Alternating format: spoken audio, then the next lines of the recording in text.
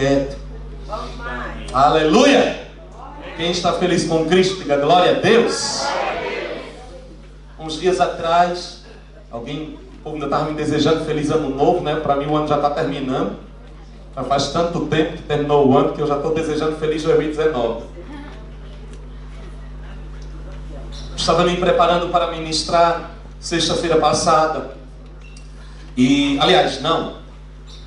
Consertando.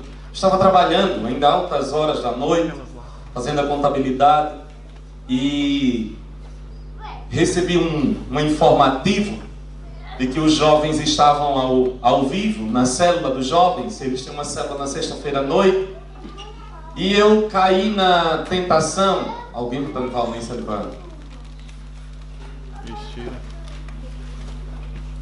Eu caí na tentação de ouvir a ministração e nem vem se tem eu ali, eu era novo naquela época, nem vem. E eu caí na tentação de começar a ouvir a ministração, e eu ministrou profundamente ao meu coração, e eu terminei mudando toda a minha pregação, e ali Deus me deu uma orientação. Eu ia continuar falando sobre as parábolas, não terminei ainda, já faz 1 ano e pouco que eu falo sobre parábola, mas ali Deus me deu uma orientação para que eu pudesse ministrar debaixo de um tema que talvez não tenha muito a ver com o tema, mas tem tudo a ver. E ali uma palavra do menino que estava ministrando, o Célio, um menino cheio de Deus, uma palavra do que ele dizia, falou ao meu coração, e Deus começou a ministrar outras coisas que não tinha muito a ver com o que ele estava dizendo, e o que ele disse foi isso: propósito. Eu tenho dito isso muitas vezes, e eu entendo isso, mas ali nasceu uma percepção que eu confesso que para mim se tornou nova, dentro deste moto: Deus é um Deus de propósitos. Vou dizer de novo para você dizer um amém, de verdade. Tem uns que estão com a carinha sofrida, né? Deus é um Deus de propósitos. Amém. Deus não faz nada sem um propósito. Você não está aqui sem propósito. Você não veio a esta nação sem propósito. Você não está sentado aqui sem propósito. Você não está do lado dessa pessoa bonita, e se for feia também, sem nenhum propósito. É que eu vi uns mal acabadinhos aí, tem que consertar. Tudo na nossa vida tem um propósito, e eu tenho que entender qual é o propósito de Deus para a minha vida. Porque quando eu entendo qual é o propósito de Deus na minha vida, começam algumas coisas da Bíblia a fazer sentido. Eu vou entender, por exemplo, quando a Bíblia diz que todas as coisas juntamente cooperam para o bem daqueles que amam a Deus. Quem ama a Deus aqui, diga glória a Deus. Se você não entender que Deus tem um propósito, você não vai conseguir fazer essa junção. E eu vou, a partir de hoje, não sei até quando, eu vou ministrar sobre isso, porque a gente vai de Gênesis a Apocalipse. Vamos falar sobre o homem debaixo de um propósito de Deus, espírito, alma e corpo. Vou tocar em algumas coisas que eu talvez dê um nó na cabeça de vocês. Não estou nem aí, com o tempo a gente desmancha o nó. Outras coisas até você pode discordar, não tem nenhum problema, não estou querendo que você concorde com tudo.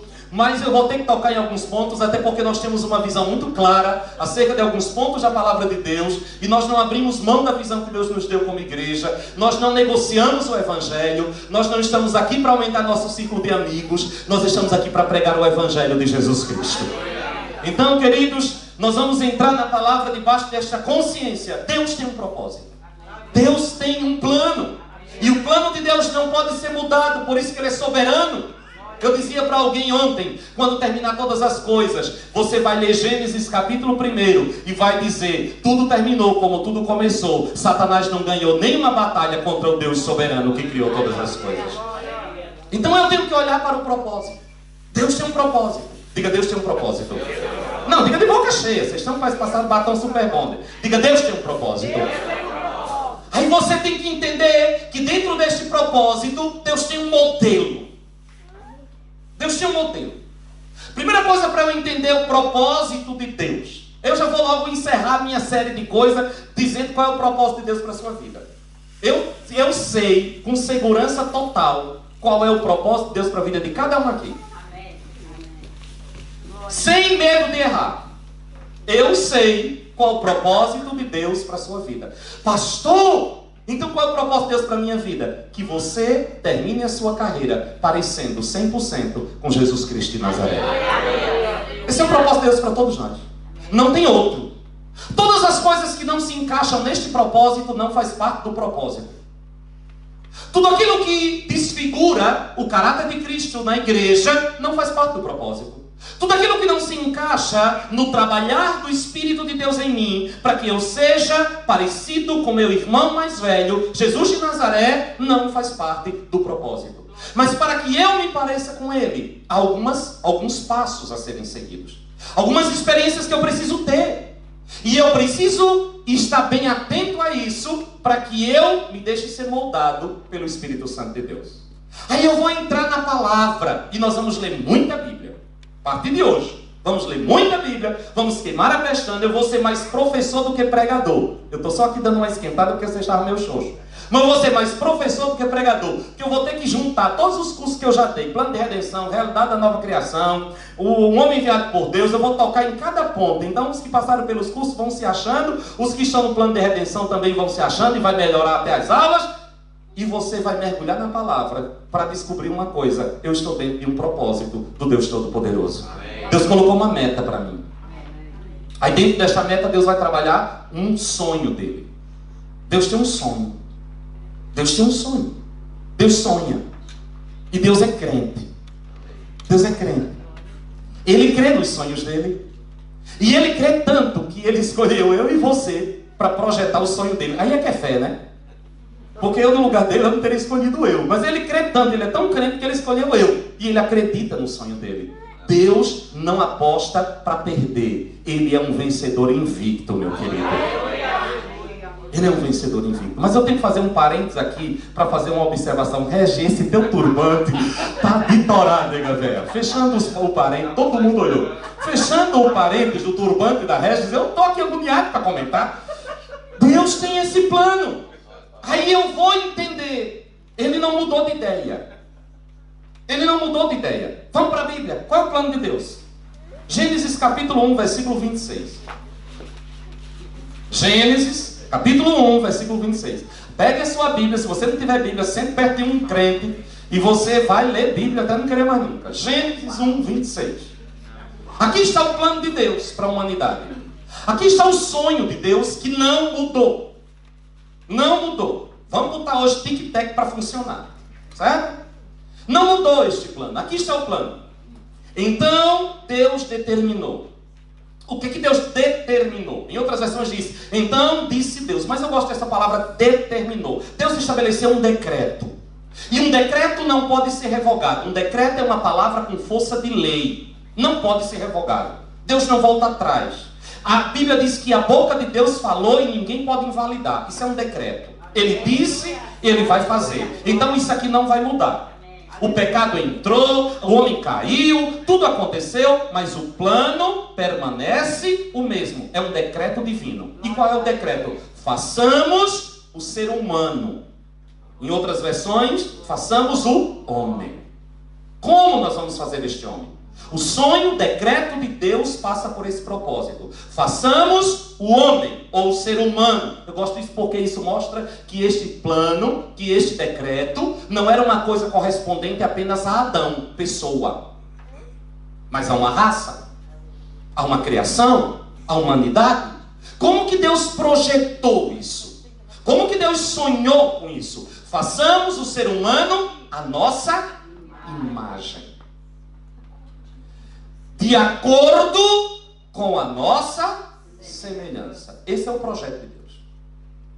Façamos o ser humano. Façamos o homem. Segundo a nossa imagem e semelhança. Deus vai criar um ser que seja a reprodução dele mesmo. Que seja a continuação dele mesmo. Um ser que carregue marcas de Deus. Mas Deus não é um corpo. Você precisa guardar essas coisas. Porque lá na frente, daqui a uns meses, a gente vai tocar nelas. Certo? Deus não está preso a uma matéria. João capítulo 4, Jesus diz que Deus é espírito. Aí ele diz, façamos o homem. Façamos um ser humano. Que seja, de uma forma, a nossa imagem.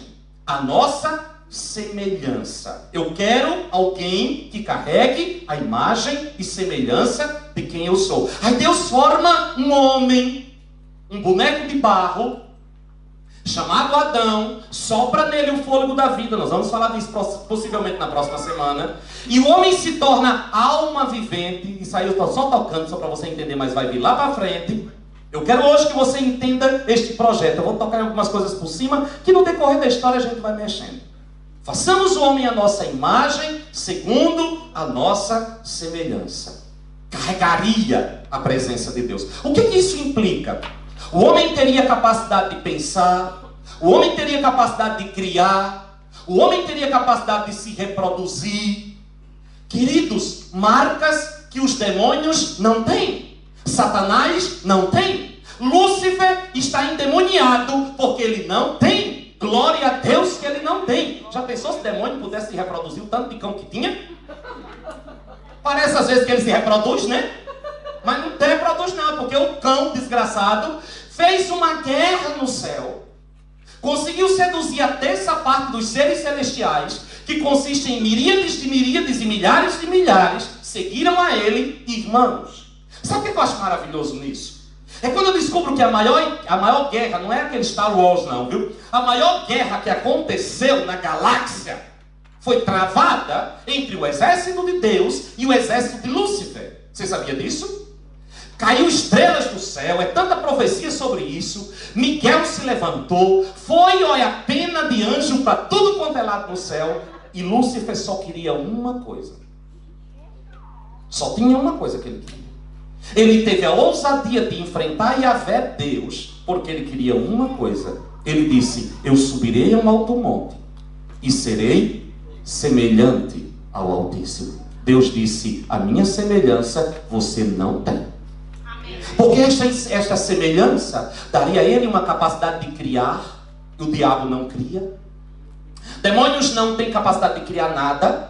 Pastor, e como é que a gente vê tantas coisas ruins acontecendo por aí? É Satanás influenciando homens para criarem segundo o seu bel prazer. Mas ele mesmo não pode criar, nem ele não sabe escrever um ó com canudo. Tudo que o diabo faz é usando a mente de homens que foram criados à imagem e semelhança de Deus. E que mesmo caindo, Deus não tirou destes homens as suas capacidades emocionais, intelectuais, capacidade de pensar, de sentir, de querer, consciência própria e direção própria. Deus não removeu deste homem, assim como Deus não removeu dos seres celestiais as capacidades que eles tinham antes de cair. Deus não removeu. Satanás queria ser semelhante ao homem, e Deus não teve nenhum problema de enfrentá-lo, e todo o exército do Senhor de enfrentá-lo, para que ele não tivesse acesso a esta semelhança. Passou-se um tempo, que nós não sabemos quanto tempo foi, e Satanás, ou Lúcifer, teve a visão mais conturbada, doida, que ele poderia ter na sua vida. Ele ouviu Yahvé dizendo, debaixo de um decreto, façamos o homem à nossa imagem, segundo a nossa semelhança. E ele ficou apavorado, porque ele imaginou, que ser seria esse? Se eu não conseguir ter, que ser é esse que ele está criando e dando a eles de graça, o que eu travei uma guerra tão grande para poder conquistar e não conquistei? E ele descobre que era um boneco de barro, mal acabado. Se Deus tivesse feito lá no Nordeste, ainda nascia mais bonitinho, né? E Deus sopra esta vida. Por que Deus faz isso? Paulo vai entender isso quando Paulo diz assim, ele nos fez e nos escolheu como vasos de barro. Para quê? Para que a excelência da glória seja somente dele. Você perdeu a oportunidade de dizer um amém de verdade. Você e eu nunca teremos nada que nos gloriar, a não ser na obra que Deus realizou na nossa vida. Tudo é dele. Se existe alguma coisa boa em mim e em você, é aquilo que dele veio. Porque em nós mesmos não tem nada. Façamos o homem à nossa imagem, segundo a nossa semelhança. Para quê? Para que ele governe, para que ele domine, para que ele exerça autoridade, para que ele seja um ser inteligente, para que ele tenha capacidades de sentimento, de vontade. A nossa imagem, segundo a nossa semelhança. Aqui está o projeto de Deus, que não mudou. Mas aí nós vamos descobrir que este homem pecou, este homem caiu. Um homem criado para ser o protótipo de toda uma criação. Deus queria que Adão fosse o modelo. Adão é a semente de uma raça. Adão é o primeiro homem que se reproduziria e encheria a terra de homens e mulheres à imagem e semelhança do Deus que criou Adão à sua imagem, segundo a sua semelhança. Adão peca. Que horror, né? E agora, o protótipo, o modelo, foi danificado. E o modelo vai determinar os que serão feitos de acordo com ele. Porque Adão vai ser o modelo através do qual os homens vão se reproduzir. Se Adão tivesse confirmado a sua santidade e a submissão à vontade de Deus, ele se reproduziria em homens que manifestariam a imagem e semelhança de Deus. Mas como ele cai, como ele peca, como ele comete esse deslize horroroso, olha o que acontece. Dê um pulinho na sua Bíblia, em Gênesis capítulo 5. Olha aqui a tristeza. Ao pecar, o homem perde esta semelhança de Deus. Ao pecar, o homem perde a capacidade de se reproduzir segundo o primeiro, que é Deus. Gênesis capítulo 5, no versículo 3 diz: quando Adão completou 130 anos, gerou um filho. E como é que nasce esse filho? À sua imagem, como a sua semelhança, e lhe deu o nome de Sete. Já não é mais a imagem e semelhança de Deus. Já não é mais a imagem e semelhança do santo Deus, do Deus perfeito, é a imagem e semelhança de Adão. E por que Moisés, ao escrever Gênesis, faz questão de ressaltar que Sete é a imagem e semelhança de Adão? Porque entre o Adão criado à imagem e semelhança de Deus e o Adão que se reproduz em um filho, houve uma queda. E ao vir esta queda, o pecado entrou na natureza do homem. O homem perde a qualidade de vida de Deus, que é o zoe de Deus, e ele passa a se reproduzir segundo a imagem e semelhança de um homem caído. Vem cá, Ivo, vem cá. É aula hoje, vem cá, correndinho. Aqui está Adão. Não é pela cor não, que eu botei ele de decor, né? Tem que procurar agora daqui a pouco o segundo Adão, loiro de olhos verdes, que é para dizer que é preconceito, né? Eu vou para a cadeia. Aqui está Adão. Quando Deus sonhou com Adão, Deus sonhou em um Adão que é o protótipo de uma raça. Todos os que viessem dele seriam uns Adãozinhos, né? Os Adãozinhos iam vir manifestando como é este Adão, imagem e semelhança de Deus. Mas Adão pecou. Ele continua com a capacidade de se reproduzir. Mas agora ele vai se reproduzir em uns Adãozinho, segundo a imagem e semelhança dele. Guarde isso, fica aqui. Você vai ficar com o cu todinho. Vai ficar aqui. Olha o que acontece com esta queda. Vamos lá para o Novo Testamento, Romanos capítulo 3. Textos bem conhecidos da palavra. Mas é só para você entender. E eu repito, Deus está no controle de tudo e o projeto não acabou. Romanos capítulo 3, versículo 10. É aula hoje, viu? Quem está comigo, diga glória a Deus. Eu gosto de vocês, por isso vocês tocam tudo. Romanos capítulo 3, versículo 10. A Bíblia diz que o meu povo perece por falta de conhecimento. Mas a Bíblia diz: conhecereis a verdade e ela vos libertará. Então você vai sair daqui hoje mais livre ainda do que você já é. Romanos capítulo 3, versículo 10 diz assim o apóstolo: como está escrito, não há nenhum justo. Nenhum sequer. Justo. Guarda essa palavra justo. Guarda essa palavra justiça. Porque ela vai ser muito importante para você entender o que aconteceu aqui. O homem pecou e ele feriu a justiça de Deus.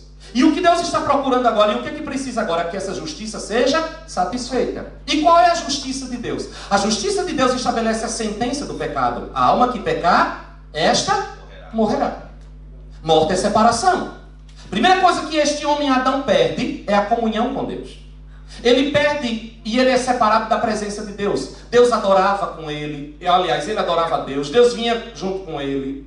Todos os dias na viração do dia, 5 horas da tarde, 6 horas da tarde, não sei que hora era. O chá das 5. Não foi a rainha Elizabeth que inventou, não. Foi Deus. Adão ia tomar chá com Deus, bater papo. Até que um dia, ele não resistiu à presença de Deus. Porque as trevas entraram nele. E quando as trevas estão, a luz não se sente, aliás, as trevas não se sentem bem na presença da luz, e Deus é luz, e nele não habita treva nenhuma. Quando Deus, um belo dia, apareceu no jardim do Éden, havia um sentimento novo, nasceu no coração de Adão: medo. É por isso que a Bíblia diz que o amor de Deus joga fora todo medo. Deus não nos deu espírito de medo. O espírito de medo é a primeira consequência da queda. Medo de Deus. Medo do que Deus pode fazer. Sabe por quê? Porque antes do pecado reinar, e guarde isso também, que lá na frente você vai precisar. Antes do pecado entrar na vida de Adão, Deus para Adão era um amigo. Deus para Adão era um pai. No dia que o pecado entrou, sabe o que é que Deus se tornou para Adão? Deus. E nós temos medo de Deus. E o homem natural tem medo de Deus.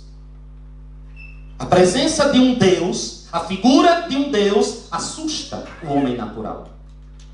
É por isso que, se você é um crente em Jesus Cristo, Yahvé precisa deixar de ser apenas Deus para você. Ele precisa se tornar o seu Pai. Eu costumo dizer, para o mundo, tu és Deus. Para mim, tu és Pai. E isso faz toda a diferença. Eu não tenho medo do meu Pai. Mas a presença e a figura de um Deus que é santo, que pune, que manda o povo para o inferno, assusta. Adão teve medo de Deus. Adão queria fugir e fugiu de Deus. Adão se escondeu. A presença de Deus revelou a Adão que ele estava nu. A presença de Deus expôs o pecado de Adão. A presença de Deus expôs a Adão que ele não tinha como chegar diante de Deus e não ser destruído por ele. E ele se esconde. A presença de Deus fez com que Adão construísse um caminho paralelo. Um caminho de fuga. Um caminho de mascarar o seu erro. E Deus expulsa Adão da sua presença. Deus não pode conviver com Adão. Por amor e por misericórdia, Deus expulsa Adão da sua presença. Porque ele não pode estar mais ali. E vem um monte de maldição que vocês conhecem. A terra é maldita, a mulher é amaldiçoada, porque foi o canal para levar o homem à queda. E Deus vai dizer para ela: em dores tu darás à luz a filhos. Primeira vez que na Bíblia aparece a palavra dor, e eu defendo isso, é doutrina minha, eu não abro mão. Dor não foi inventada para homem. Dor é negócio para mulher. Não é não? Vá para a Bíblia. A primeira vez que a palavra dor aparece é relacionada à mulher. Em dores darás à luz a filho. Meu nego velho, se Deus tivesse dito isso para nós, e nós fosse parir um menino, esse menino não saía do busto da gente nunca. Porque quando ele quisesse sair, a gente empurrava para dentro, fechava as pernas e dizia: daqui você não sai. Aguentava não, isso não é coisa pra gente não. Não é não? Quem que não ia ter? As mulheres vão e tem. Mãe teve 18 e disse que não sentia nada. Tá dormente, né? Tá dormente. Mas daí tem, na hora geme sua, grita, dói, daqui a pouco tá buchuda de novo. Hein, Priscila? Glória a Deus. Não tá nem aí com a história. Esquece. Maldição, a dor. O homem, o suor do rosto. Ei, trabalho não é maldição. Você nunca leu na Bíblia que Jesus disse: o meu pai trabalha até hoje e eu trabalho também? A maldição é o suor. A maldição é chegar às 5 horas da manhã para fazer um cleaner. Isso é maldição. Não é não? É um frio da bexiga e ainda receber um salário remirrado. Isso é maldição. Maldição é o cansaço. Maldição é ganhar pouco. Maldição é não ter necessidade suprida. Trabalho? No céu a gente vai trabalhar. Tem gente que acha que o céu é cinzento. Aleluia, glória a Deus.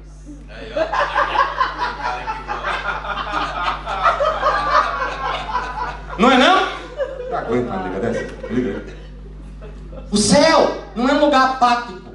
Olha a maldição. Outra maldição. Ei, Deus criou o homem e deu autoridade a ele sobre todas as coisas, menos sobre uma. Sobre outro homem. E aqui nós vemos até hoje essa maldição espalhada em tudo quanto é lugar. Qual é a maldição? Olha o que é que Deus diz para a mulher. Eu não vou ler todos os textos, senão a gente não vai sair daqui tão cedo. Olha o que é que Deus diz para a mulher. O teu desejo será para o teu marido, e ele te dominará. Maldição. Deus não criou a mulher para ser dominada por homem. Deus não criou a mulher para ser capacho de homem. Mulher não é um pedaço de carne para satisfação sexual de nenhum macho. Eu esperava um amém, pelo menos das irmãs da igreja. Deus criou a mulher para ser ajudadora. Deus criou a mulher para ser aquela que está do lado para fazer o camarada crescer. De maneira que, meu filhinho, quer casar? Tem um projeto de vida primeiro. Porque senão você não precisa de ajuda, você não está fazendo nada. Ai, pastor, eu quero, ore para eu casar. Você está fazendo o quê, filho da vida? Ah, não sei, né, pastor? O que vier eu faço. Precisa precisa de ajuda não, filho. Você é um desocupado, sem projeto nenhum. Deus vai te mandar ajuda para quê? Nem tu não tem o que fazer ainda, vai ficar doido desocupado. A Bíblia chama a mulher de ajudadora. Não é capacho. E essa... Ai, eu não vivo sem um homem. Maldição. Ai, Deus me livre de viver só. A pior solidão é solidão a dois. Ai, Deus... Não sei. Pastor, não sei como o senhor aguenta. Eu não sei como é que você aguenta um traste desse na sua vida. Não, filho, não é isso não. Tem plano, tem projeto. Quer ajuda pra quê? Dá conta sozinho? Vive só. É verdade, aleluia. É um bando de tarado, obcecado sexual. Eu tenho agonia com crente. Crente casa pra fazer sexo sem culpa, gente. Diga aí se não é. Ai, tem que casar, pastor. A Bíblia diz, é melhor casar do que se abrasar. É, meu filho, é melhor não se abrasar. Toma um banho gelado.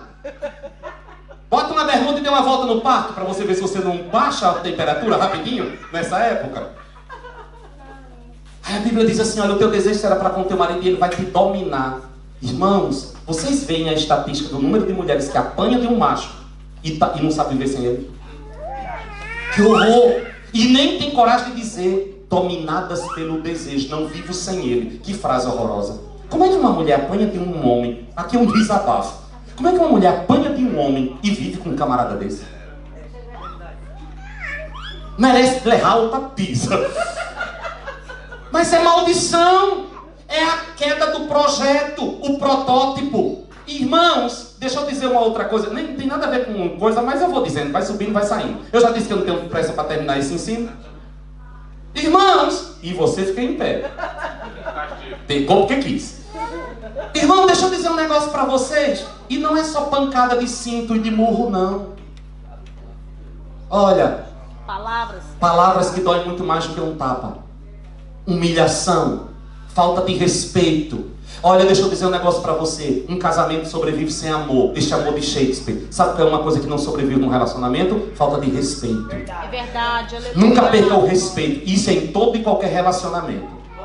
Eu não quero que você me ame, mas eu lhe exijo que você me respeite. Senão a gente não tem como caminhar junto. E nenhum relacionamento caminha junto. Um dia eu perguntei pra mãe, 55 anos casada com o pai, mãe, você amava ele? Ela disse, eu mesmo não. Eu disse, por que você ficaram esse tempo todo? E ela disse, porque era o melhor homem que tinha na minha cidade para ser pai dos meus filhos.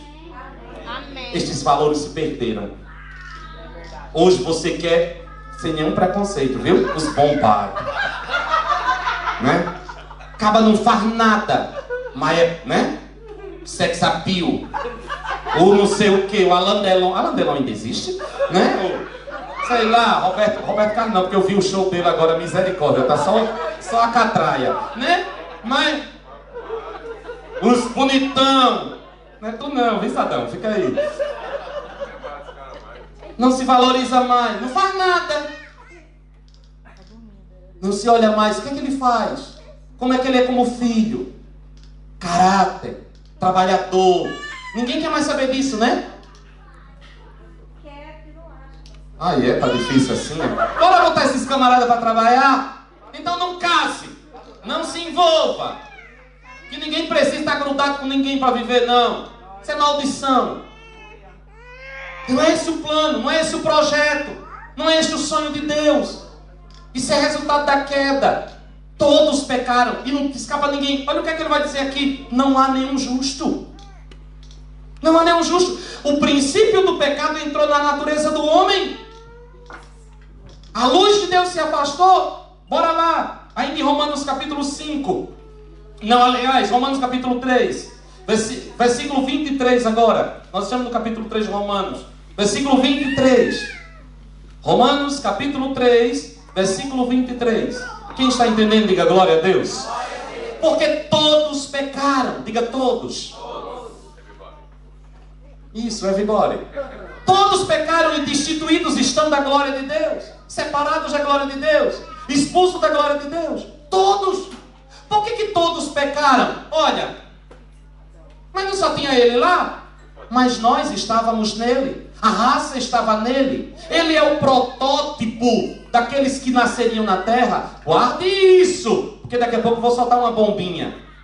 Bombinha não, uma bombona. Porque o povo fica me cutucando. Fala, Deus. Então agora eu vou para a Bíblia. Olha aqui onde todos pecaram. Todos. E não tem nenhum justo que nasceu de Adão. E ninguém entrou aqui de paraquedas. Todos é dele. Então não tem nenhum justo. Todos pecaram. Muito bem. Romanos capítulo 6. Versículo 23. Olha a consequência do pecado. Romanos 6, 23. Porque o salário do pecado é a morte. O salário do pecado é a morte. Mas o dom gratuito de Deus é a vida eterna. Por meio de Cristo Jesus, o nosso Senhor. Aleluia! Agora veja, irmãos, que coisa interessante. Agora vamos para Romanos capítulo 5. Romanos capítulo 5. Vá marcando esses versículos na sua Bíblia, viu? Acompanhe na Bíblia, para depois dizer que eu disse. Depois vem me perguntar, pastor, onde é que está aquilo que o senhor falou? Na Bíblia. Romanos capítulo 5, versículo 12. Olha o que diz o apóstolo Paulo. Concluindo da mesma forma, como o pecado ingressou ao mundo por meio de um homem. Olhe para ele. Olhe para cá, todo mundo. Olha aqui. Vem mais para cá, que você está se escorando aí. O povo lhe vê. Se esconda não, Adão. Ela está se escondendo atrás de uma moita. Adão é assim. O pecado ingressou no mundo por meio de um homem, e pelo pecado a morte. Assim também a morte foi legada, transferida a todos os seres humanos, porquanto todos pecaram. Todos pecaram em Adão. Olha o modelo. Olha o protótipo. Versículo 14. No entanto, a morte reinou desde a época de Adão até os dias de Moisés, mesmo sobre aqueles que não cometeram um pecado semelhante à desobediência. Você não estava lá fisicamente, mas você estava lá no princípio da semente. Versículo 17. Pois se pela transgressão de um só homem, olha aqui, a transgressão de um só homem, a morte reinou por meio dele, muito mais os que recebem da transbordante provisão da graça e do dom da justiça. Diga dom da justiça. Diga essa palavra mais uma vez, diga justiça. Justiça. Guarde ela para você entender uma coisa. Transbordante provisão da graça, da justiça e do dom da justiça reinarão em vida por intermédio de um único homem, Jesus Cristo de Nazaré. Vamos para a Bíblia. Olha, o pecado reinou desde Adão sobre todos. Os que estavam lá, os que não estavam, reinou sobre todos. Versículo 18.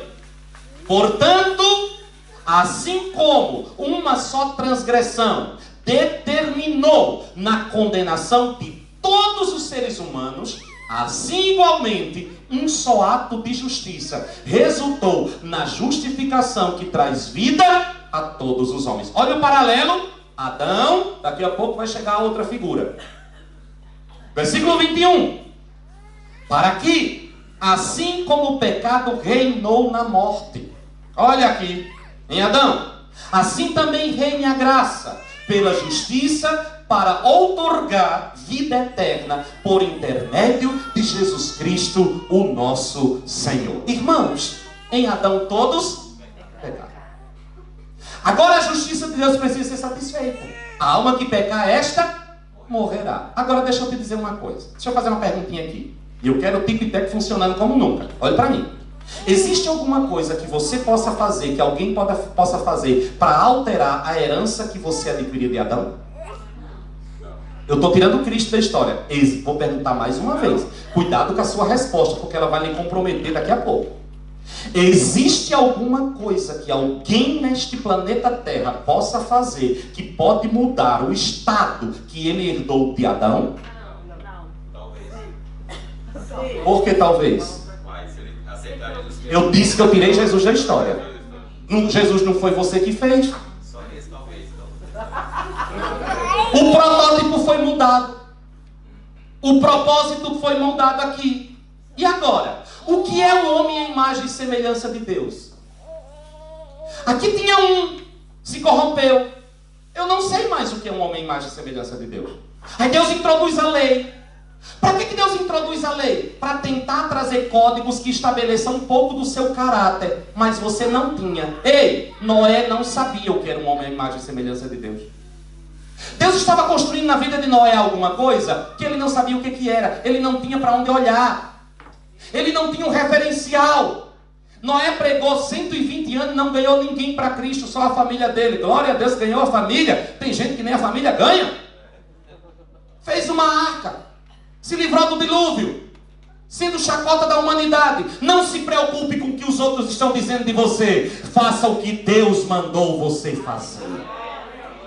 120 anos sendo motivo de piada. A Bíblia diz que nunca tinha vindo chuva sobre a terra. O cara começou a dizer que vinha dilúvio. A gente prega que vai ter arrebatamento. O povo diz assim, bando de doido. Doido era Noé, que ninguém nunca tinha visto chuva na terra. Subia um orvalho que molhava a terra. E ele disse, vai vir um dilúvio. O povo não sabia nem o que era chuva, quando molesta que bexiga era dilúvio.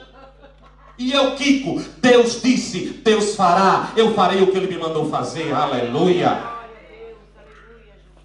Entrou na arca. Mas ele não tinha um modelo. Saiu da arca, plantou uma vinha, encheu o quengo, ficou nu, a maldição veio. O seu filho expõe o seu pecado. Olha a maldição. Exposição do pecado dos outros. E como a gente vê isso, né? Em nome de igreja, em nome de religião. O prazer de contar. Fulano pecou. Eita, cão. Não é cão Satanás não, é o filho de Noé, que saiu gritando para todo mundo que o pai estava nu na tenda. Tem outras versões, mas não vou entrar por isso não, para não dar mais briga. Está perguntando. Não, respondo não. Lá vem o pecado, a maldição entra. Por quê? Que deu modelo. Aí Deus chama Abraão. Olha Abraão, adúltero, mentiroso. Que deu modelo. Irmãos, deixa eu dizer um negócio para vocês. Você olha para a antiga aliança e nenhum deles tinha para quem olhar. A Bíblia diz que eles saudavam de longe uma promessa, mas ele não sabia nem como seria. Por quê? Porque o modelo para eles foi corrompido pelo pecado. O protótipo caiu. E deixa eu dizer um negócio para você. Não há nada que alguém possa fazer até Cristo para mudar esta condição que herdou de Adão. Agora guarde isso. Guarde isso. Para você depois não dizer besteira. Quando você vê o pastor Rony pregando um negócio que você não entende, e tem preguiça de estudar, e fica dizendo, repetindo como um papagaio, as besteiras que houve por aí. Glória a Deus. Abra sua Bíblia em Isaías, capítulo 64. Fica aí. Vamos pegar uma cadeira pra ele. Não. Isaías, capítulo 64. Vou dizer igual Jesus disse às mulheres de Jerusalém, não chore por ele. Chore por vós, pelos vossos filhos e pelos filhos desses. Isaías, capítulo 64, versículo 8. Versículo 6. Isaías capítulo 64, versículo 6. Ora, todos nós estamos na mesma condição no impuro. E olha o que é que ele diz. Todos nós. Aliás, todos os nossos atos de justiça se tornaram como trapos de imundícia. Ei, sabe o que é trapo de imundícia? Tem gente aqui que não sabe o que é isso não. Você é da época do absolvente. Trapo de imundícia era o pano que a mulher usava para interromper o sangue da menstruação. Aquilo era considerado um trapo de imundícia. Se a mulher menstruada não podia nem sequer deitar com o marido, porque ele ficava impuro, imagina o pano que ela usava para recolher o sangue da sua menstruação. É o máximo de imundícia que podia existir para um judeu. Deus disse, a coisa melhor que você fizer nesta terra, para Deus, é um trapo de imundícia. Melhor ato de justiça. Por quê? Veja, eu não estou falando de caridade. Eu estou falando de algo que você faz para tentar justificar. Lembra da palavrinha que eu disse para você guardar? Justiça. A tua condição só pode ser alterada quando a justiça de Deus for satisfeita. E a Bíblia diz que o que você fizer de melhor nesta terra, para Deus, pensando em te justificar, para Deus, é um pano velho que uma mulher usou para recolher o sangue de menstruação. E é o de melhor, não é o de pior.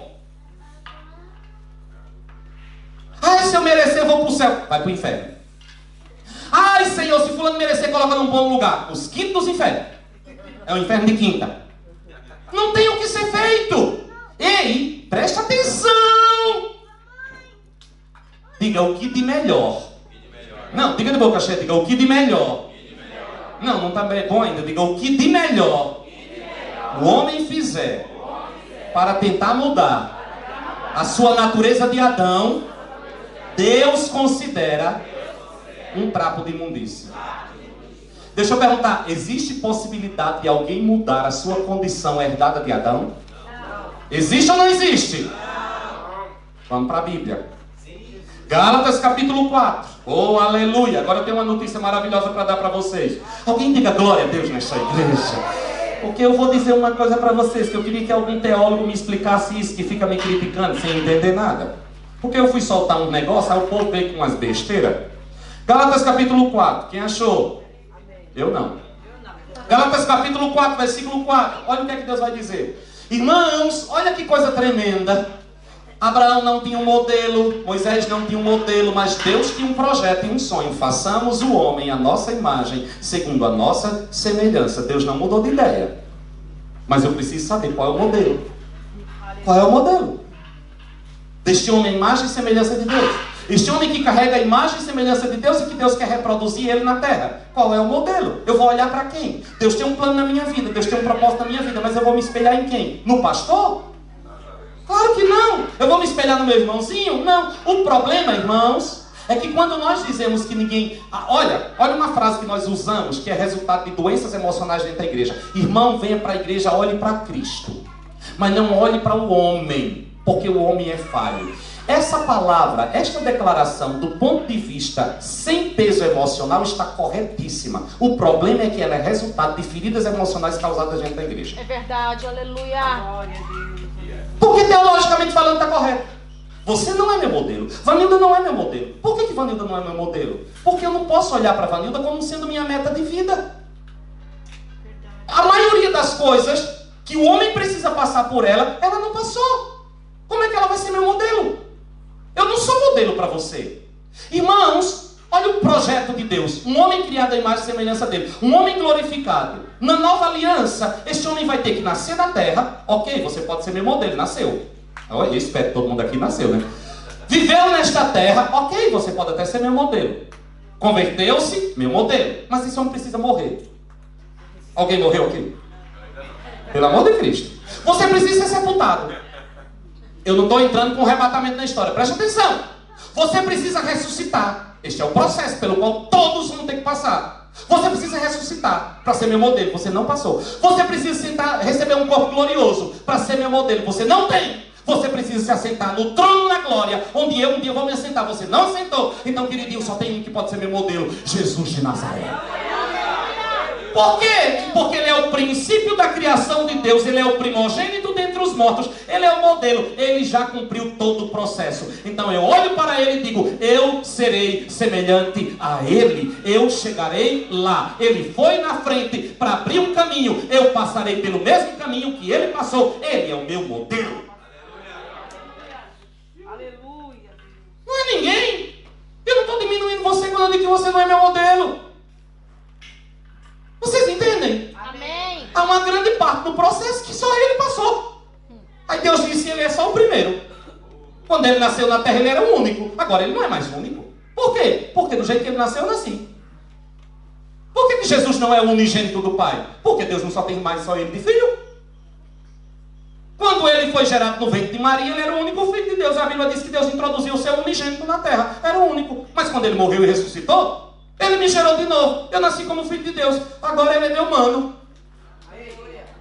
E na família de Deus ele tem que me aturar. E glória a Deus que ele disse que não tem vergonha de dizer que eu sou irmão dele. Eu tenho o maior orgulho de dizer que ele é meu irmão, mas ele também tem de dizer que eu sou irmão dele. Ai, pastor, mas eu estou longe nessa família. Eu sou muito diferente do meu irmão. Deixa eu te perguntar um negócio. Lá em casa tem 18 irmãos. Cada um de um jeito. Cada um tem uma maneira de ser. O que define que nós somos filhos de Seu Inácio não é o fato de nós sermos bons ou ruins. Não é o nível de amadurecimento que existe entre nós. Se dá trabalho a pai ou não dá trabalho. É o fato de que a semente que nos gerou é a semente de pai. Acabou. Amém. Aí vem uns dizer assim, alguém me dizia ontem: ah, pastor, eu aprendi que você é salvo pela fé, pela graça. Mas você tem que manter essa salvação. Como é que faz isso? Aí a Vanilda pegou e teve um filho. Aí a Vanilda chega pro esqueci agora o nome. Manassés, e diga, olha aqui, você é meu filho. Mas você mantenha isso, viu? Porque se você não mantiver, o que, é que vai acontecer? Vai deixar de ser filha? Como é que deixa de ser filho? Aí depois ele faz um negócio que Vanilda agrada. Não, agora é filho de volta. Gente, isso é o quê? Natureza ou é um diploma? Que caça, perde, impeachment. Tem impeachment na igreja de filha? Isso é doença. Que doido, de onde é que você tirou isso? Eu vou lhe mostrar. Olha o que é que diz Gálatas capítulo 4, versículo 4. Todavia, quando chegou a plenitude dos tempos, diga plenitude dos tempos. O que é isso? A palavra aqui no grego é kairos, o tempo de Deus.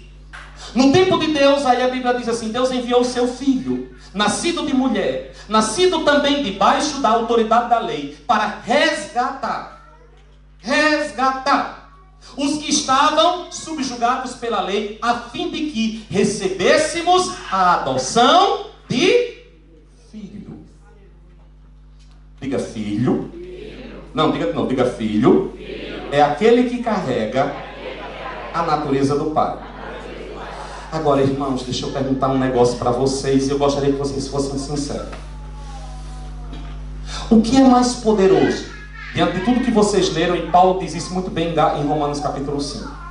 A queda de Adão ou o sacrifício de Jesus Cristo na cruz do Calvário? A Bíblia é clara de dizer que o dom, a herança do pecado não pode se comparar com o dom gratuito que nós recebemos através de Cristo Jesus.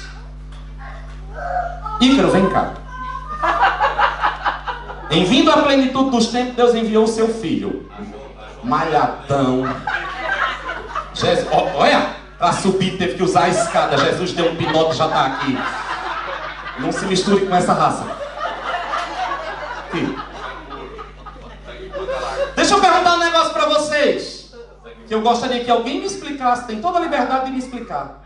Existe alguma coisa de bom que alguém possa fazer para mudar a condição que herdou deste camarada? Não. Deixa eu perguntar outra coisa. O que é mais poderoso? A pisada de bola dele ou a obediência dele? Obediência.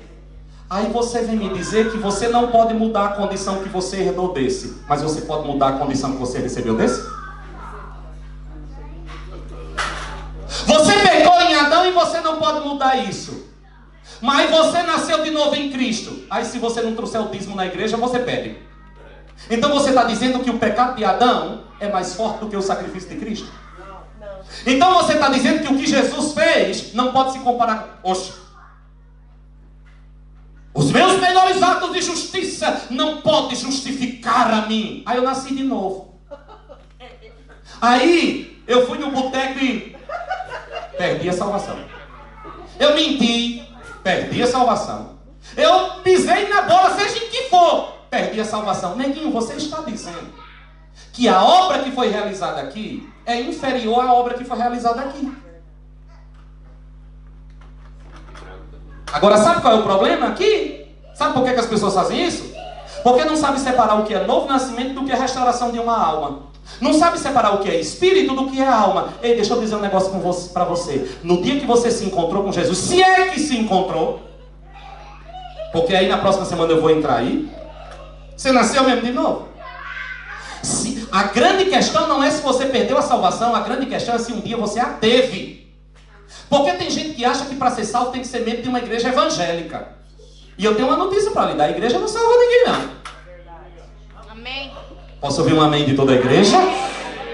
Meu querido, se você não teve uma experiência profunda com Jesus Cristo, que gerou em você a consciência de que você é um pecador desgraçado, muito embora você seja a pessoa melhor da sua cidade, melhor da sua vila, melhor da sua casa, melhor da sua família, mas dentro de você, você teve a consciência: eu sou o pior dos pecadores. Muito embora na tua consciência você olha para o código moral e você não encontra nenhuma infração da lei moral, mas dentro de você tem uma consciência: vou ao inferno. Nessa hora, o poder de Deus opera em você e você é gerado outra vez e você é um filho do Deus Todo-Poderoso. Aleluia. Eu duvido você perder isso.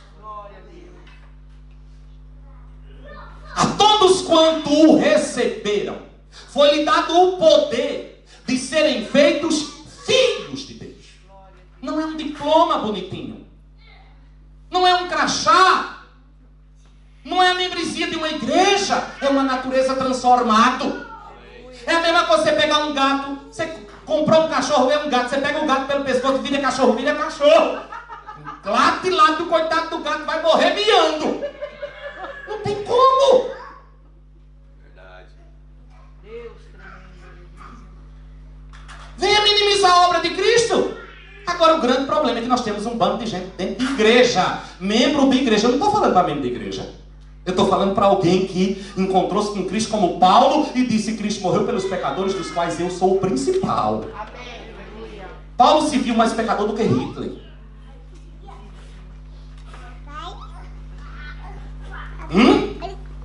Assim de novo. Aí Paulo vai e escreve: e é pela graça que você é salvo. Graça é um presente que você não merece. É pela graça que você é salvo mediante a fé. Isso não vem de você. É um dom de Deus. Não vem das suas obras, para que você não se glorie. Porque nós somos feitura sua, criado em Cristo Jesus, para as boas obras. E se com tua boca confessares a Jesus como Senhor, e em teu coração creres que Deus o ressuscitou dentre os mortos, serás salvo. Novo nascimento. Vocês estão entendendo? Não vem me dizer que você, só porque você deu um deslize, você perdeu isso aqui. Não tem jeito. E se você disser, você está dizendo que a obra daqui foi maior.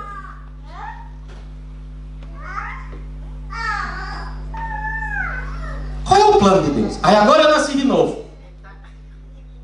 Eu sou uma nova criação. Eu tenho a vida de Deus dentro de mim. Olha o que é que vai dizer aqui, versículo 6 do capítulo 4. Versículo 6. Porque se você é filho, quem é filho aqui? Diga glória a Deus. Você é filho? Pois bem, olha o que a Bíblia diz. Deus enviou o Espírito de seu Filho para habitar em vossos corações. E esse Espírito que mora em você, gera em você uma identidade. Ele clama, Abba. É uma palavra em aramaico que significa Pai. Primeira coisa que o Espírito produz em você é a consciência que Deus agora não é mais apenas Deus para você. Deus é o teu Pai.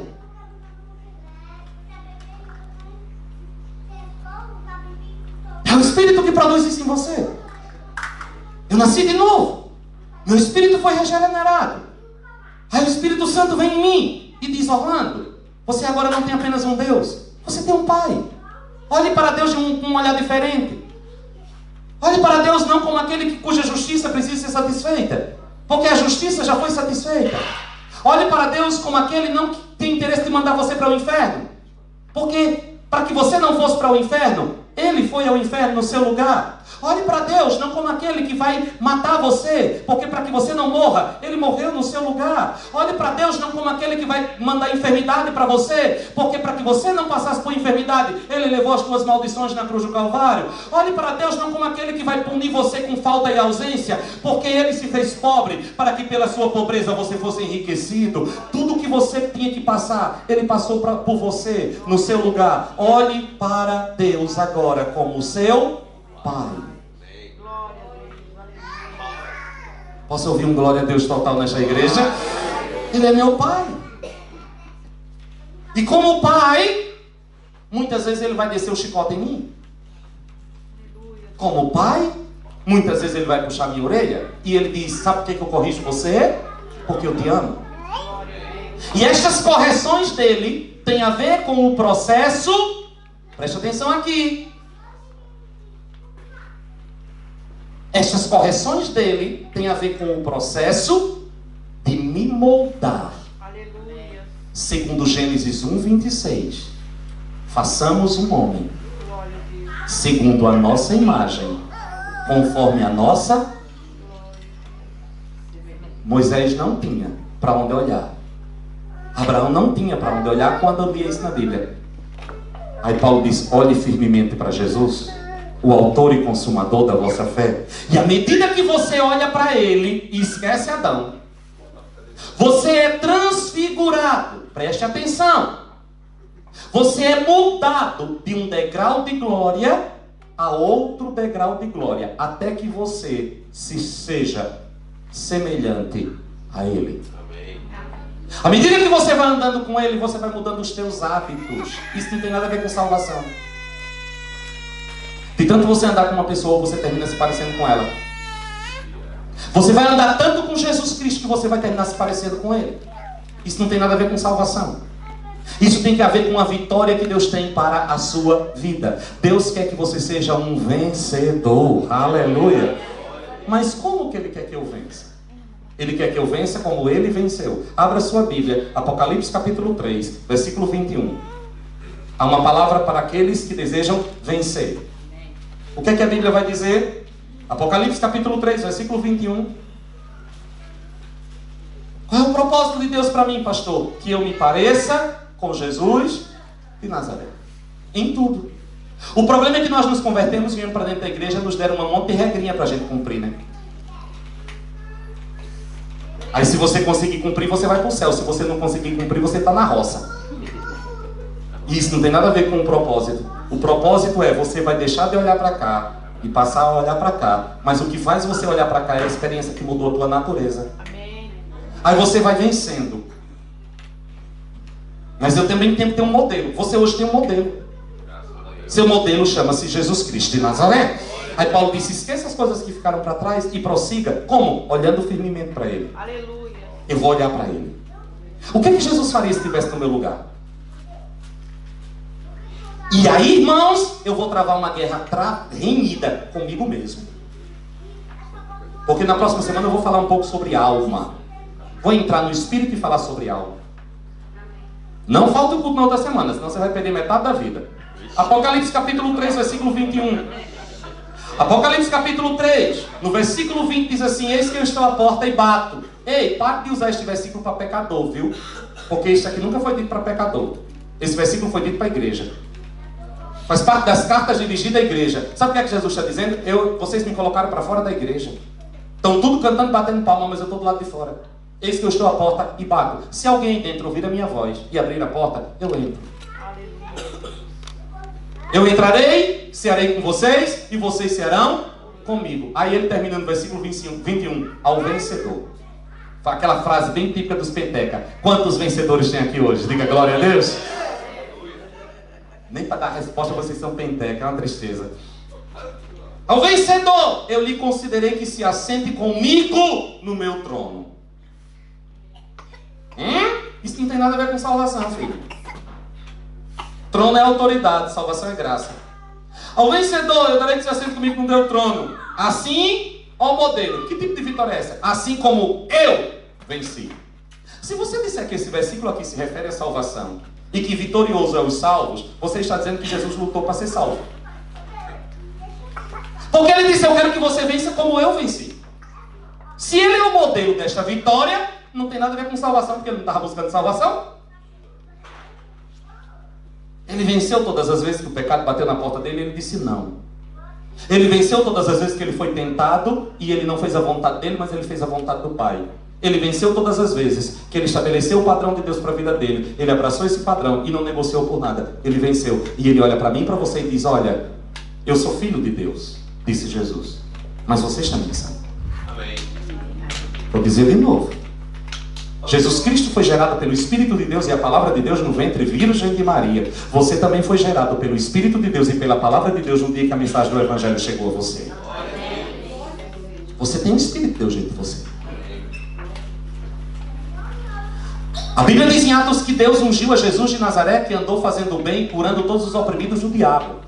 Jesus disse, o Espírito de Yahvé está sobre mim pelo que me ungiu. Mas no dia de Pentecostes ele também enviou esse mesmo Espírito sobre a igreja. E você tem a unção de Deus sobre a sua vida. Ele é filho de Deus? Eu também sou. Ele foi gerado de Deus? Eu também fui. Ele tem o Espírito de Deus? Eu também tenho. Aí ele olha para a igreja e diz, eu vou para o Pai e vocês vão fazer as obras que eu fiz e fazer ainda maiores. Como? Ele é Deus? Tende em vós o mesmo sentimento que houve em Cristo Jesus, Filipenses 2, que sendo Deus, não usurpou para si o ser igual a Deus, humilhou-se e tomou a forma de homem, como homem humilhou-se até a nós, mas até a morte, e morte de cruz, pelo que Deus o exaltou soberanamente, e lhe deu um nome que está acima de todo nome, para que ao nome de Jesus se dobre todo o joelho, no céu, na terra e debaixo da terra, e toda a língua confesse que Jesus é o Senhor, para a glória de Deus Pai.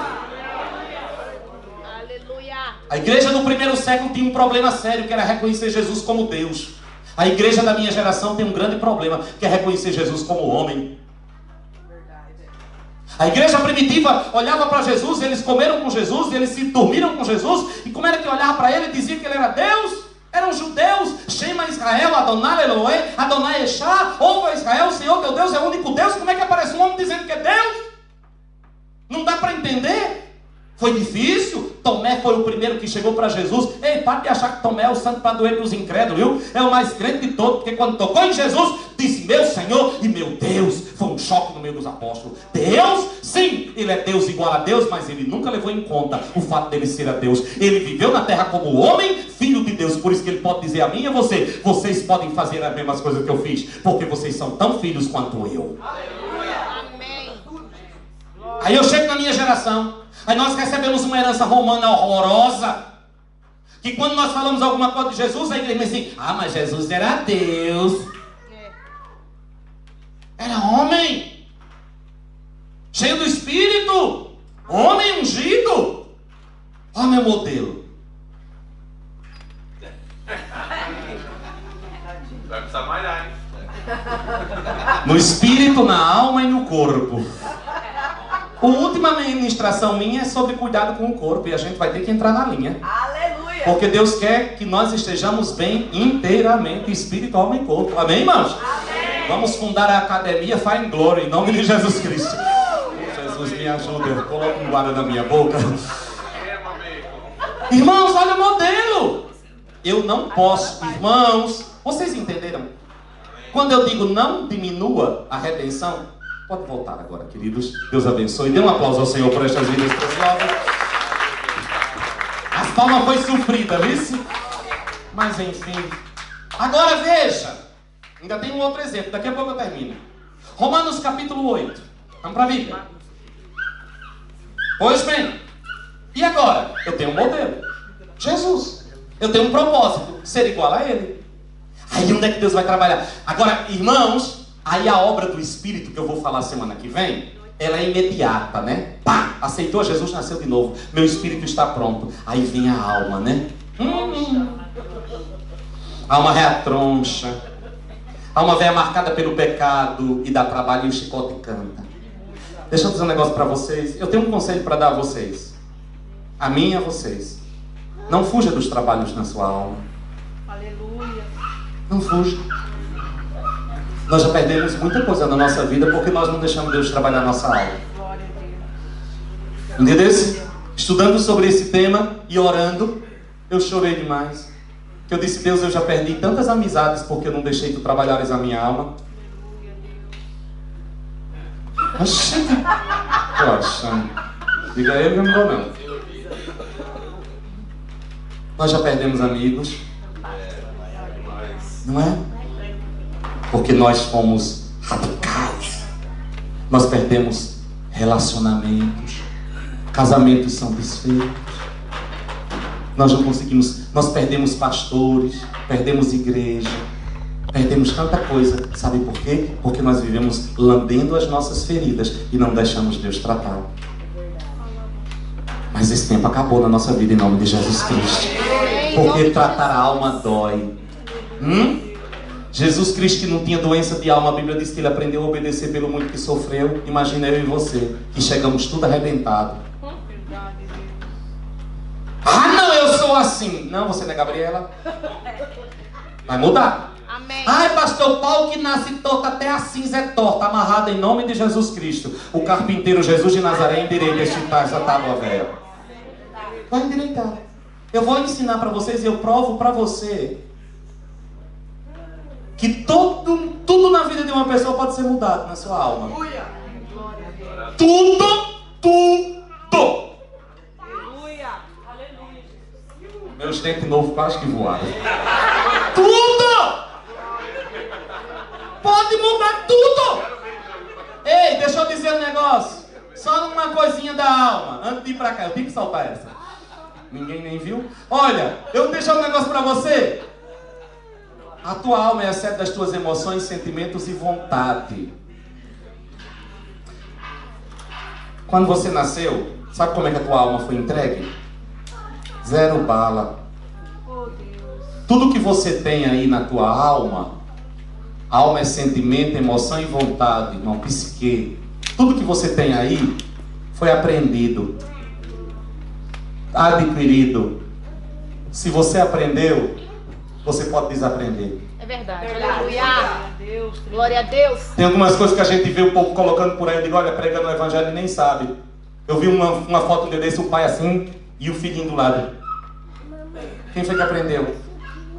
O filho aprendendo por observação. Você vai entender nessas pregações por que Satanás investe tanto na família. Porque é o primeiro lugar onde você vai aprender. Você fala português porque seus pais falavam. Você só gosta de piqui porque você nasceu em Goiás. Sem exceção. Tem as exceções, né? Mal normal. Foi introduzido naquilo. O paladar vai sendo apurado. Aprendeu. Pode desaprender. É verdade, amor. Até de gostar de piqui, mas pode. Ei. Aí vai trabalhar a alma. E dói. A gente quer que o trabalho da alma seja um negócio. Pastor, faça uma oração 7 semanas, dá um pulinho, dá uma oferta especial. Não é assim não, é no chicote. Deus vai colocar pessoas certas no seu caminho. E as pessoas certas, muitas vezes, por nós, vão ser encaradas como pessoas erradas.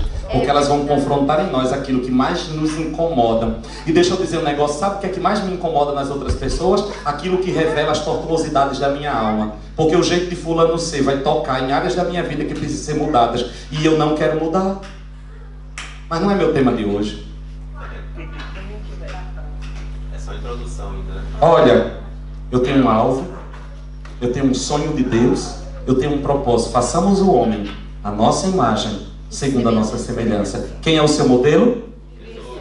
Deixa eu te perguntar, no teu espírito, está pronto?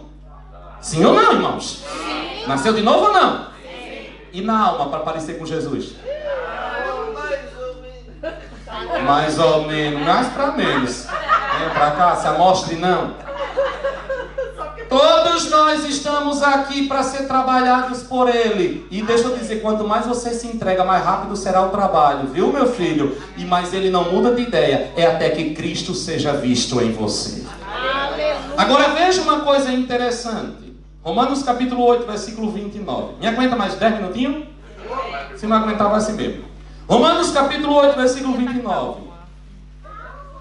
Portanto, aqueles que antecipadamente conheceram, também os predestinou. Para quê? Para serem semelhantes à imagem do seu Filho. Pastor, o senhor crê em predestinação? Aqui eu creio. Qual é a predestinação que é para todos? O que ele já conheceu? Para que eu seja semelhante à imagem do seu Filho. Por quê? O Filho é o modelo. A fim de que ele seja o primogênito entre muitos irmãos. Ei, olha o sonho de Deus. Sabe qual é o sonho de Deus? Olha para mim. O sonho de Deus é que um dia ele vai reunir a igreja, vai colocar Jesus no meio e vai dizer, no meio de vocês, ele é apenas o irmão mais velho. Mas todos vocês foram trabalhados e estão iguaizinhos a Ele. Não estou falando da divindade de Cristo, eu estou falando da sua humanidade. Quem é o predestinado? Cristo. Como é que eu sei que Cristo é o predestinado? Olha o processo, Ele completou todo o processo. Na hora que eu aceitei a Ele como meu Senhor e o meu Salvador, eu estou nele. Diga nele. Diga de novo, diga nele. O problema é que tem um monte de gente que quer estar com Cristo, não em Cristo. Se eu estou com você, vem cá, André. Vem cá, tu, negão. Vem cá. Havia. Tu não é o mais forte da casa, eu estou procurando os fortes hoje aqui. Não, vem cá, que eu quero ver que tu é forte agora. Não, vem cá. Não, fica aqui. Lindão. Eu quero terminar a pregação. Aí vem aqui, olha. Cristo. O Cristo da Alta Compadecida. Cristo. Cumpriu todo o processo. Eu estou com Cristo. Eu estou com Cristo. Eu estou com Cristo. Correto? Sim. Aí eu digo, Cristo, vá ali naquela cadeira. Ele recebeu uma palavra. Essa palavra determinou para onde ele ia. Isso é predestinação. Ele foi previamente destinado à cadeira. Eu estou com ele. Eu posso ir, posso não ir. Vem cá.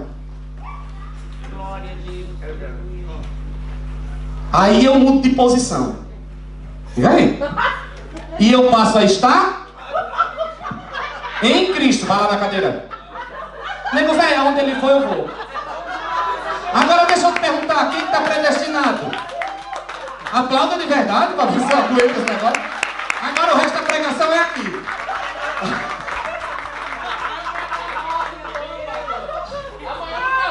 Deixa eu te perguntar, quem é o predestinado? Ele. Mas na hora que eu me coloquei nele, aonde ele foi, eu vou. Você nasceu de novo e agora você está em Cristo Jesus. Qual é o final de Cristo? Assentado à direita de Deus Pai nas regiões celestiais. Qual é o seu final? Se você está em Cristo, aonde Cristo está, você também está. Dê um aplauso ao Senhor.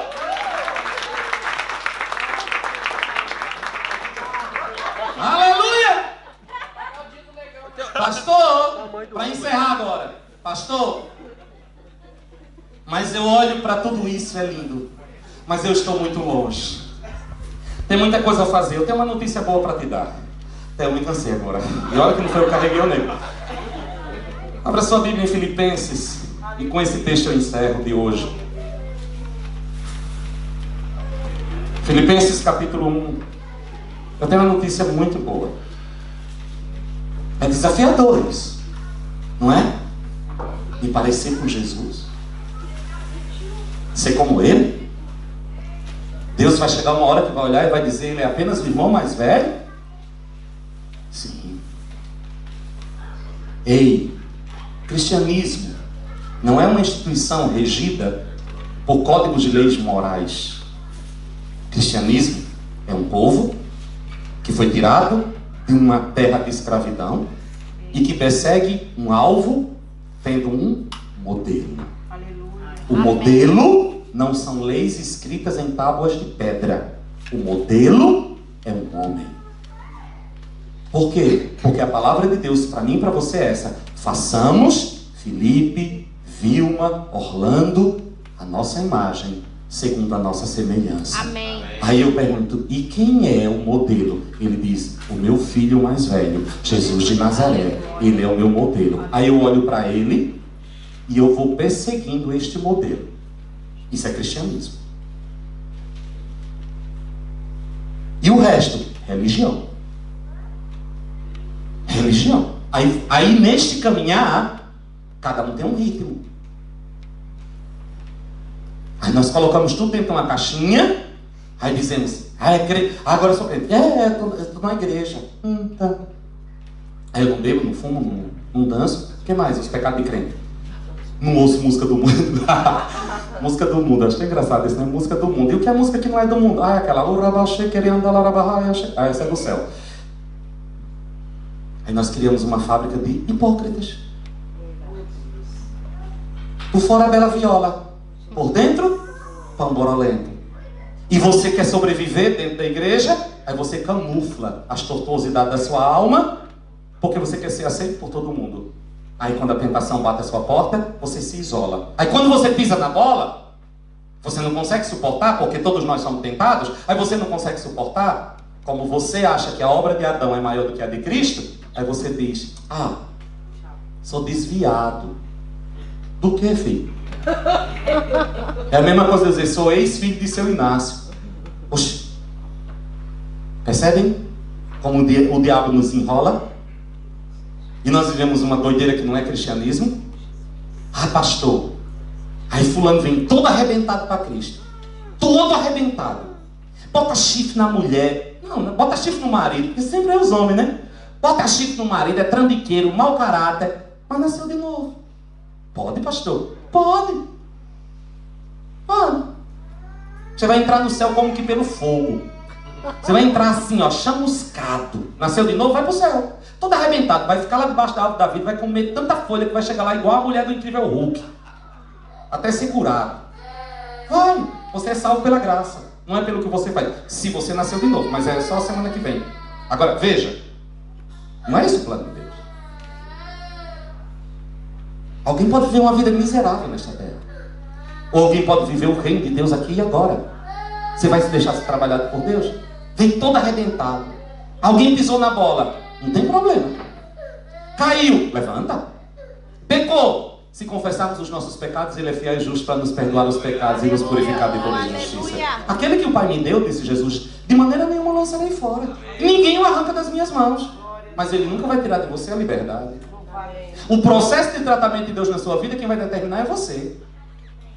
Quanto mais você se entregar, mais rápido Ele será. E quando você juntar todas as coisas, as boas e as ruins que aconteceram, cuidado para você não entrar no jogo do diabo. Se você isolar na sua vida apenas as experiências negativas, você fica parado. Mas se você pegar as experiências negativas e juntar com as positivas, você vai chegar a uma conclusão maravilhosa. Todas as coisas cooperaram para eu ser quem eu sou hoje. Não é só a parte boa. Junta a boa com a ruim. Tudo na medida certa fica uma delícia. Gente, comida sem sal é horrorosa, mas salgada é triste. Coloque o tempero certo e você vai descobrir que até mesmo as coisas ruins cooperam para aquilo que Deus tem para você. E não fique comparando você ao outro. Cada um tem um ritmo. É verdade. Cada um tem uma velocidade. Uns vão mais rápido, outros não. Tenha paciência. Tenha paciência. Porque a palavra de Deus, em Filipenses, capítulo 1, versículo 6, é esta. E ela é para mim e para você uma palavra de ânimo. Eu estou plenamente convicto, disse o apóstolo. Eu estou plenamente convicto de que aquele que iniciou a boa obra em vós há de concluí-la. Amém, aleluia. Até o dia de Cristo Jesus. Glória a Deus. Eu não vou desanimar. Ele começou, ele vai terminar. Sempre. Vai doer? Próxima semana a gente fala disso. Mas ele não vai desistir de mim. Amém. Glória a Deus. Obrigado, cara. Vamos ficar bem.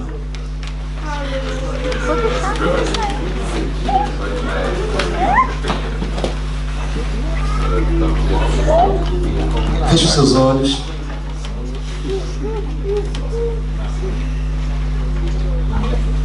Curva sua cabeça.